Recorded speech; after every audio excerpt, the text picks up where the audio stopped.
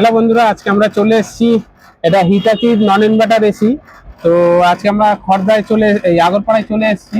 তো এখানে এটা পুরো পাইপটা খারাপ হয়ে গেছে, এইখান থেকে এইটুকুনি শুধু ভালো আছে, পুরো নিচে পর্যন্ত পুরো উলঙ্গ হয়ে গেছে, পুরো ইনসুলেশন খারাপ হয়ে গেছে। যার জন্য একটু ঠান্ডা কম হচ্ছে বলছে কাস্টমার। ঠান্ডা অন্য কারণে হতে পারে, কেন ঠান্ডা চিল্ড আছে, এখন বেশি চালানো আছে।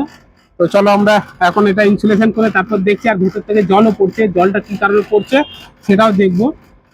তো বন্ধুরা, এই যে আমাদের পাইপ লাইন গেছে, তো অল্প একটুখানি বেঁচেছিল, নিচে দেখতে পাচ্ছেন। এটা আমাদের পুরো কমপ্লিট করে দিতে হবে ইনসুলেশন করে।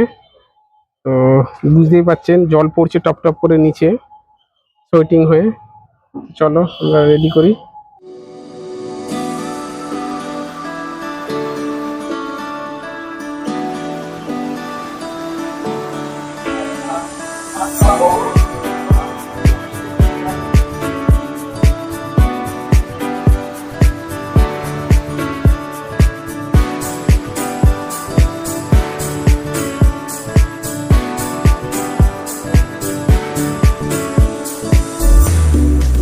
তো বন্ধুরা, আমরা পারলে তারটাও নিতাম, কিন্তু তারটার এখানে জয়েন্ট আছে।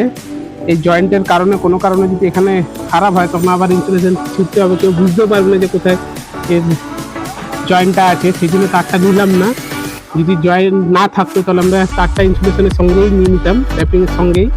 এই জন্য এই কারণের জন্য আমরা এই তারটা নিলাম না।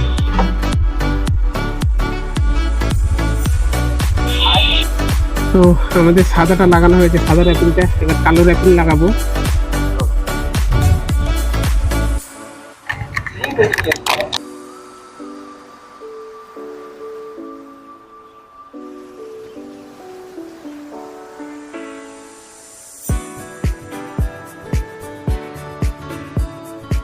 বন্ধুরা, আমাদের এই মেশিনের ইনসুলেশন কমপ্লিট হয়ে গেছে।